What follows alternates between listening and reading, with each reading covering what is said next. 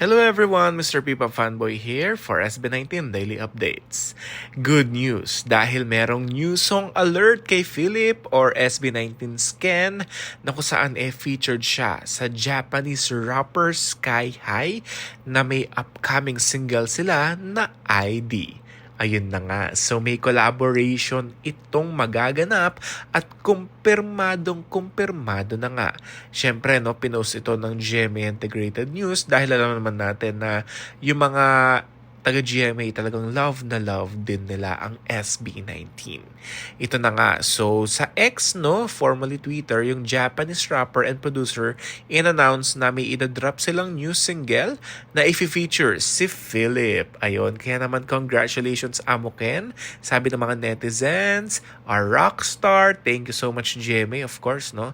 So proud of you, superior rockstar, Philip, dun sa collab, syempre big artist yan ng Japan. Keep soaring high, syempre no Amo Ken, thank you GMA News for featuring Philip. And God bless Rockstar. Siyempre, no, kung Rockstar ang pag-uusapan, talaga namang he got it. Alam mo yung gano'n, yung parang napaka-rockstar talaga ng dating ni Ken. Ayun, 'di ba? Oh my God, super proud of you. 'Di ba? Superior rockstar Kuya Philip, collab with a big artist of Japan.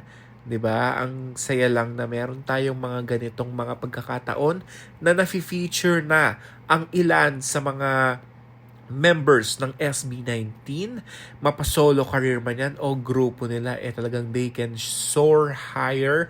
At ito na nga, isa na nga itong dream come true dahil collaboration ito kay Philip or Ken. Congratulations and abangan natin.